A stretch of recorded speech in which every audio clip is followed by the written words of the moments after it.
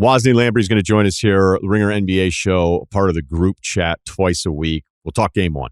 What's your immediate reaction? Anything jump out? Anything surprise you?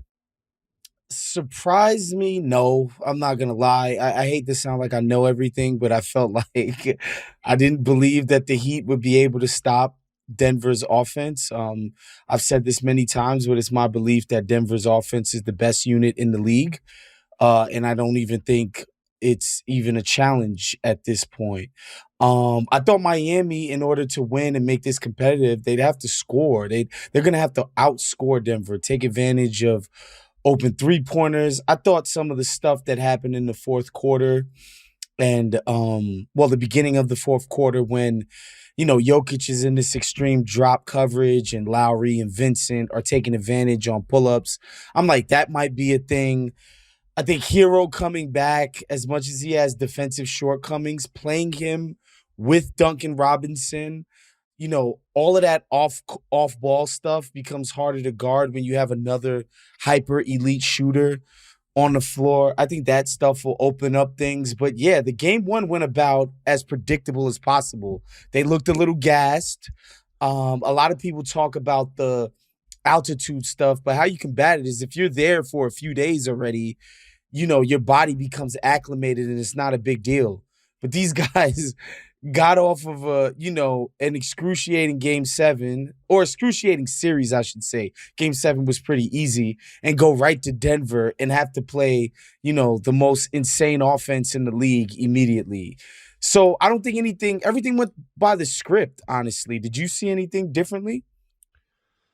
No, you're right about Miami, though. Like, if you're watching this and you try to think of any reason why, because you don't want to just sit here after game one and going, all right, this is over. Because, basketball surprises us all the time, even if I felt pretty secure about a Denver pick for a title. But Miami can't be that bad from three through the first three quarters again, you wouldn't think, between Strus and Caleb Martin. Like, we're all sitting here praising Caleb Martin. I think it's an insane stat still, 135 points in the Eastern Conference Finals, and most points ever scored by an undrafted player in an NBA Finals or Conference Finals since the modern draft going back to 1967. I mean, that's just a stupid number, and that's how good he was and carried this. There's also some other numbers that say that the Heat in that series against Boston outshot their expectation by the highest number in 10 years of playoff games for any series. So maybe they were shooting a little over their heads, but there was also a confidence level. And I think Denver can get into what they want to get into so easy.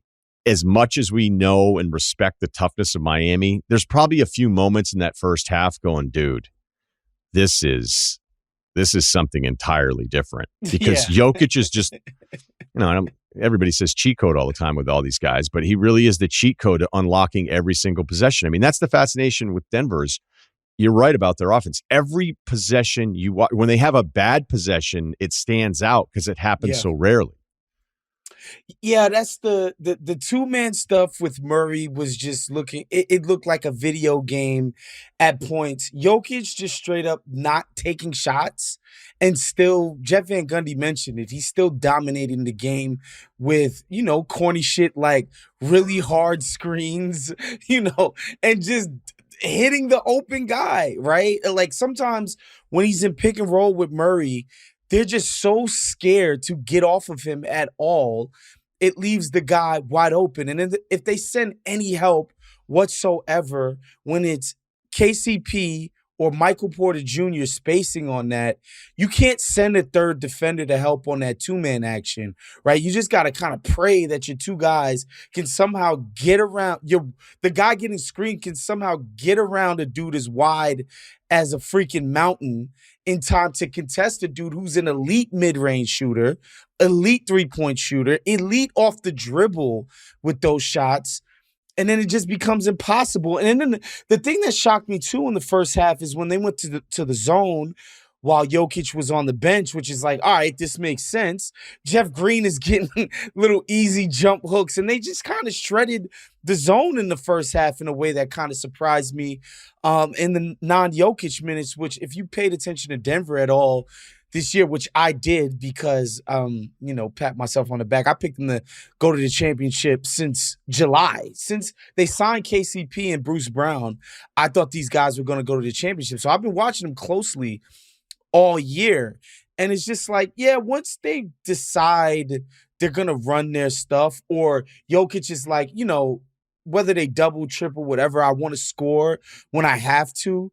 Yeah, they just can't be stopped. And this was Denver in peak form offensively tonight. Yeah, something about the altitude, because I feel like it can be overblown, but I also don't think it's nothing. Nobody wants to hear about our experiences not playing in NBA games, visiting Colorado, even though, like, I would agree, like, after a few days, you should be good to go. Denver's fine, though. The other rest versus rust thing. Like, I'll just, if a team comes out after a long gap, I think, what was it, 9 days for Denver? You're thinking about it and going, well, if they lose, everybody's going to blame that. But in reality, I'd much rather be them. It's not even just about being home where they're dominant. It's the Miami having to go through the 7 games. I don't know if they had swept, if it feels a little bit different. But I think Spoelstra early on going with Zeller, Highsmith, Lowry, and Duncan Robinson, which, by the way, no Kevin Love at all. He was getting 4 guys in there with under 14 minutes to go into the game, where I was like, okay, maybe he's doing that, hoping to pace his guys later on. I don't know if Butler's not going to make any excuses, but the stuff that happened against Milwaukee is real. The stuff that happened against Boston is real. What he did in some of those Milwaukee games is all-time stuff, but it's the first round, so it's not going to hold up historically. But I can't help but feel like there are these little reminders where you go, oh, wait, yeah, this is why we don't ever put him in like the top 5 or top 6, because I don't know if it's the defense. I'd have to look at it again. I don't know if it's the altitude. I don't know if it's a 7-game series, but you're going to need him to carry you more, because even as great as Bam was, and he was awesome, but it was also a lot of really good looks for him. I don't know if Bam can be your number one option to be winning NBA Finals games, despite how great he was. Yeah, and especially if it's what his attack mode option is a bunch of 14-footers, right? If he's going into Jokic's chest and challenging him at the cup and daring the refs to put some fouls on this dude, that's one thing. But I'm sorry, he went 13 for 25. He had 26 points. There's a reason he didn't get to the free throw line, and that's because he was taking jump shots. I'm not saying he can't make those shots, but if he's actually going to make a difference with his attacking, he's got to go all the way to the basket, draw contact on Jokić, right? And I think Aaron Gordon is not a good matchup for him, because he's one of the few guys who moves his feet fast enough to stay in front reasonably well and is stronger than Jimmy. It's not even that he's just as strong. He's stronger. He's not going to be pushed back by Jimmy Butler when he gets to the paint, because that's what, a lot of the guys on Boston, especially early on in the series, like Derek White, at the end of the series, he's blocking Jimmy at the basket, right? Because I think Jimmy just had like no lift by the end of the series. But in the beginning, Jimmy's like, I'm just going to overpower this guy. I'm just going to get within 6 feet of the basket, create space with my body, and then I'm going to make a nice little, jump hook from over there. He can't do that against Aaron Gordon. But what I think he needs to do, he needs to put Jokić in the pick and roll, and he needs to put fouls on him. To me, that's what your superstar has to do. And honestly, it's funny, people don't realize this, but the last time we saw Denver lose in the playoffs with all their guys was against the Lakers in the bubble. And why they lost is that LeBron and AD were challenging these guys in the paint. Yes, AD made an uncharacteristic amount of three-point shots. His jumper was going, but LeBron and AD were relentless attacking this guy in the paint on pick and roll. That's why they won that series on offense. And so if Miami's going to get this thing going, Bam can't be settling for free throw line jump shots. He's got to try to get to the cup. And getting Jokić in foul trouble, having the freedom and opportunity to play against these bench units is how Miami's going to sort of level the playing field here, as well as, getting their three-point shooting up to the level that it was against Boston. I always did wonder about Jokić, like winning 4 series as kind of your anchor defensively. And I think it was a fair question to even ask, because there's that Lakers series, there's the Suns in 4 series where they worked him. And then Golden State last year, Denver didn't have anybody really around the guy. They were pretty banged up. So it's not entirely fair, but that seemed to be something they were doing. Where I wonder if the adjustment here from Denver is that we're just not going to let him get far enough out. Like, I think he showed a few times, Yeah. but for the most part, he was dropping all night. And that's why Bam was getting into those really easy 15, 17 footers. But the plan may be, okay, again, to your point, keep shooting them. You're not going to get us into foul trouble. You're not going to get us into the bonus. None of the perimeter guys are making any shots too. So it makes it even easier to kind of stay home with what you want to do against Bam. But for the most part, Jokić is not getting further away from the basket, having to get stuck in situations where he's getting switched on to a smaller guy. So here's my thing about that, which is a conversation I feel like we have all the time as an NBA sort of viewing public, this idea of can you win with superstar X? I'm sorry, like, if a guy is this unstoppable at offense and you don't know how to put a team around him that wins, you're just not good at your job, right? Like, you could say something like that about Steph, who, like, as a small guard, he's a little guy. There's ways that he can be exploited on defense, but guess what? When Klay Thompson was right, elite defender, Andre Iguodala, Draymond Green, you get guys who supplement what he does or what he doesn't do. They can fill in those gaps. That's what Denver has done. Like, Aaron Gordon is an elite defensive player. KCP is an elite guard. Sorry, I'm in New York. I know it's loud as hell out there. But KCP is elite at what he does on defense. He can't guard a Kawhi Leonard type Paul George. They're too big. But these little jitterbug guys, KCP is elite at that. Navigating screens, staying in front. He's elite at that. And then they get Bruce Brown, who, again, a perfect complement to the superstar. He's incredible off the ball. You saw him just splashing spot ups tonight. He's not one of these guys where you could try to treat him like he's Tony Allen or something out there. And he fits around what Jokić does. Like, that's why when they signed these guys in the summer, it's like, how could you get rid of Monty Morris? He was so big in that series against Gold. I'm like, what are you guys talking about? This guy is a backup point guard, okay? And he's tiny. He doesn't guard people. KCP is going to come in and fill an actual need that they have, and he's going to shoot it. So, yeah, I think the pieces fit so complementary that, you know, it masks a lot of his weaknesses. I was looking for what Jimmy was going to do because you brought up the Derek White thing. I don't know if it was Jimmy getting tired at the end of the series against Boston. I also think, you got to give White a little bit more credit in not saying that you're not, but it was clear like he became a little bit more comfortable, maybe allowing him to get more of the drive and defending the attempt as opposed to trying to cut off the drive where he just didn't have the size for it. Again, I could be talking on my ass a little, but it just felt like he was better against Jimmy in some of those switches because he was hunting him so bad in the beginning that it was like, oh my God. But they were also leaving White out there on an island. They did it against Grant Williams. In this game, I was looking for it. It looks like the preferred hunting target is Michael Porter Jr. for Jimmy. But I have to go look at see how many times he actually ended up against him. But it never felt like, oh no, here's the thing that he's doing. Now, it could very well happen in game 2, but that'll be the thing I'm looking for in game 2. Does he hunt for him? Do they try to overload the opposite side? Do they try to get him a little bit more space? Because the size part of this is what always scares me. Well, a lot of things that scare me about Miami, and I've been wrong for 3 state series. But going into this one, for all of the reasons I like Denver, I'm like, dude, when Gordon and Porter Jr. are around the rim, that's just a way different size challenge than what they had to face, certainly against the Knicks. They handled it against Milwaukee. Giannis missing half that series. And then Boston basically became a one big lineup for most of that series.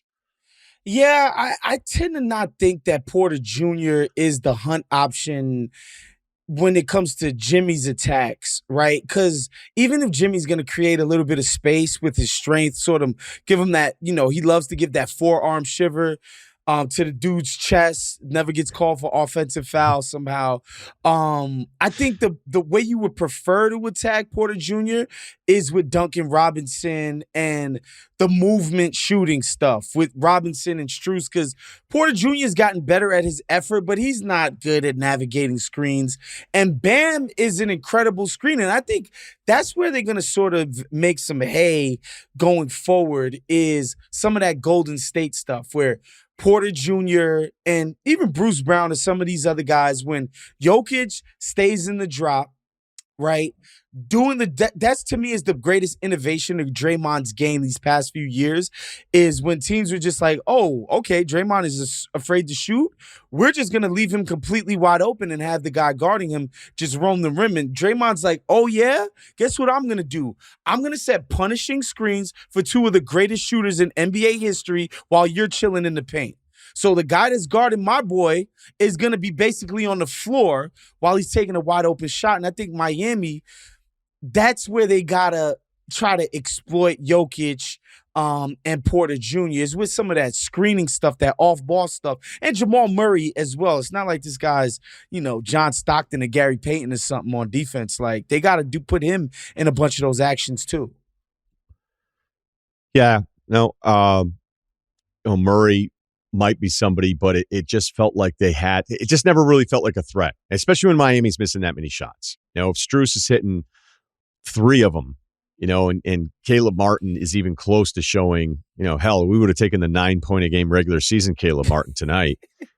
And you wonder if it's a little different. But then when Miami outscored him 30-20 in the fourth quarter, it felt like we've got them more than, they're making a threat. So if Miami had made more threes early on, do we still end up having the same final score? But it just felt like the game that was still yet to be decided. It really, as I was watching it, I'm going, holy shit. Like, are you serious with the score right now? I'm like, I guess this could potentially, but again, you just get it back to Jokić. You just get it back to Jokić. Hey, make the right read, make the right look. And then on top of that, if you don't see anything else, hit a 10-foot jumper. And he saves you. He saves you every time. And the other part too, like helping off, I think they were doing some stuff where they were maybe having Butler try to cheat off of somebody and get near Jokić on the catch when they were playing man. Because again, they didn't play any zone possessions, I don't believe, against Jokić in the entire first half. But when it's KCP, when it's Porter, and then Gordon is sealing at the rim and Jokić is playing up off of that, and then Murray's doing whatever he's doing, there's not really any option to cheat off of, especially when Gordon has a mismatch that close to the rim. So it's hard to get away with saying, okay, we're always leaving him. It's okay if he takes the shot. Denver with their lineups, even when Brown comes in, it's not really a recipe for success.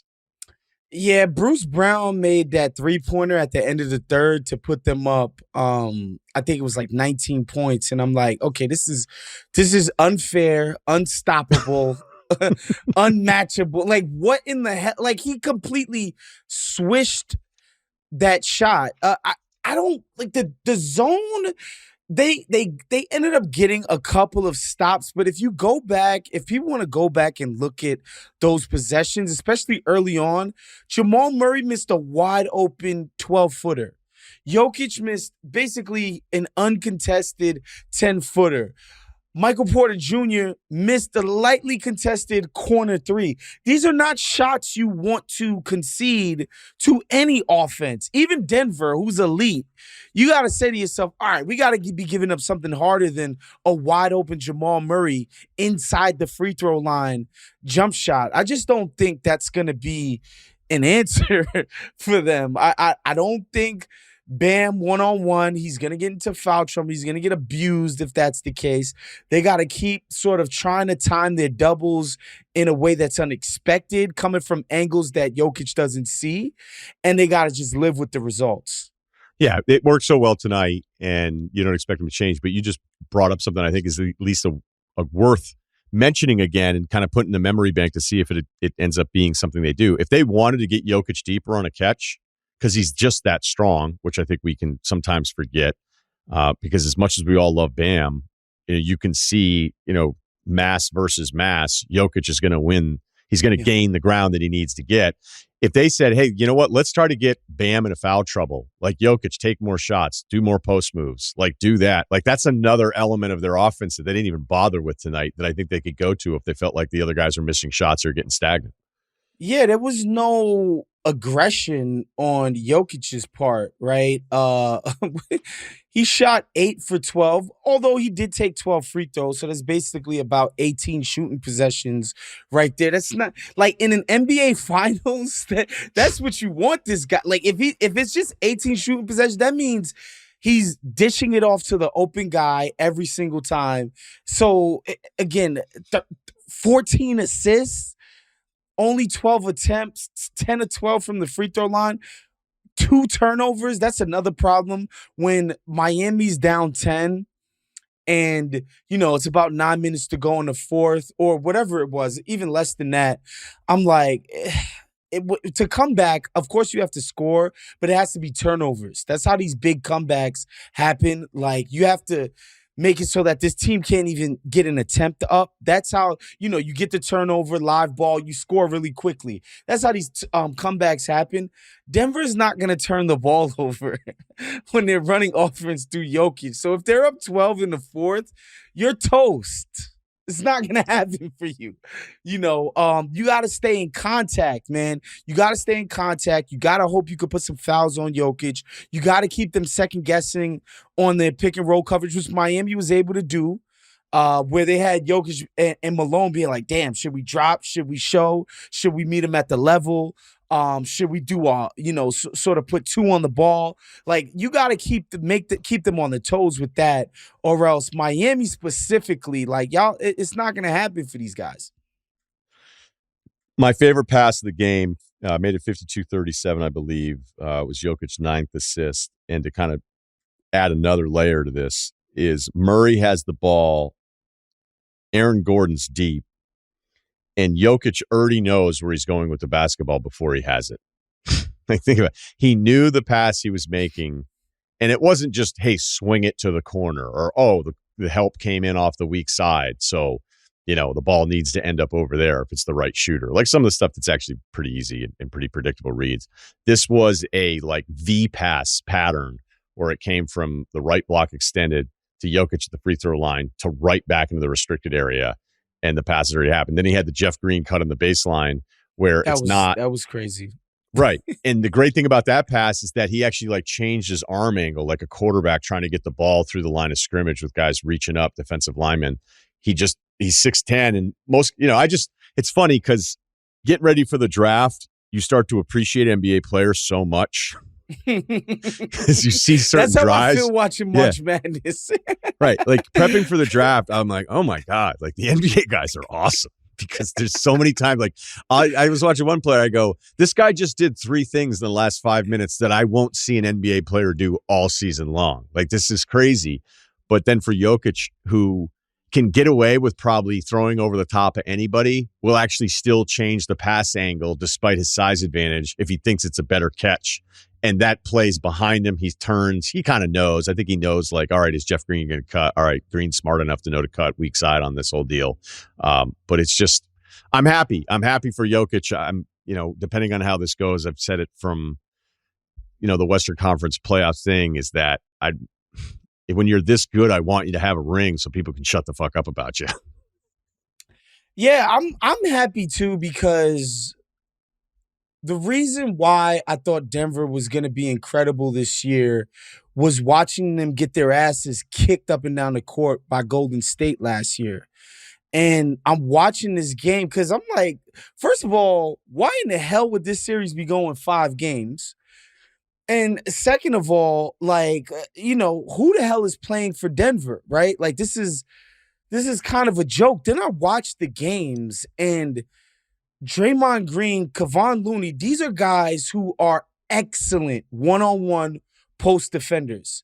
Nobody scores against these dudes with just post touches, right? Like, they're part of the reason. They're the kind of guys who are part of the reason why everybody says, oh, post-ups are, this inefficient, stupid play. I'm watching them. They can't guard Jokić one-on-one. So eventually they're just throwing double and triple teams at him the whole game. And he's throwing it to a guy who's making Neapolitan pizzas now somewhere in Italy. And I'm like, yo, Golden State just paid Jokić the ultimate deference that they never specific. do. That felt specific about the pizza, but we'll keep it moving. Oh, Campazzo, he's not a pizzaiola. Am I making that up? I'm just What he saying, did in his spare time. Man, Waz is getting real specific about this. I couldn't stand watching him play. I thought he was one of the dirtiest guys in the league. So I know. And he couldn't make a wide open shot to save his life. Yeah, if you're going to be that guy and miss, you just make sure you have a return flight. Yeah. Yeah, it's Austin Reeves. It's It's not Austin Reeves, excuse me. Austin Rivers. It's Monty Morris. It's Campazzo. Golden State's like, yeah, go ahead. Do what y'all want. This dude, we're putting 3 guys on him. And then it's like, okay, the young guys are coming back after injuries. They make these incredible signings. Obviously they still got Aaron Gordon, who they already had. I'm like, damn, this team is going to be incredible. But literally watching them get beat up by Golden State, but Golden State showing this guy so much respect, I was like, man, Jokić is of a different caliber of player than people really understand. And because I have that much respect for Golden State, and specifically what they're able to do on defense, or used to be anyway, that just showed me, like, this guy, he's just a different level. Fourth quarter, again, Miami outscored them 30-20. At one point, the three-point shooting, I think through 3 quarters, 6-24 for Miami. They hit 7-15 in the fourth. It's either Miami was due or Denver wasn't that interested. Miami's in some trouble. That's not a shock, but you'd imagine Butler's going to have a better game. Maybe they're more aware defensively. Spoelstra's capable as anyone of figuring maybe some adjustment out there they think gives him a better chance. But it's going to be a tough one. It's going to be really tough. You start banking on that. If they lose the first 2, you go, hey, look at their road record. But then again, road record and the stuff, some of the slight concerns that you maybe had about Denver, the defensive numbers when it all ended, it hasn't mattered at all. And the defensive numbers, you're starting to feel like, hey, they can be average because they're still this good on offense in the playoffs. So you're the man. Thanks for staying up late and doing this for us. What do you need to tell the kids about what you have coming up? I know you get fits and the group chat. But I just want to make sure. Full court fits. We about to be done. After the finals, we're done. But check that every single Friday on the Ringers YouTube page. We talk about sneaker news, and we talk about what these guys are wearing in the tunnel. We try to have a little bit of fun with it. And, of course, the Ringer NBA show. I'm doing group chat twice a week on the weekends. We alternate between Sunday and Saturday, depending when the game is, and every single Wednesday with the homies Justin Verrier and Rob Mahoney. All right. Good stuff, man. Later, y'all.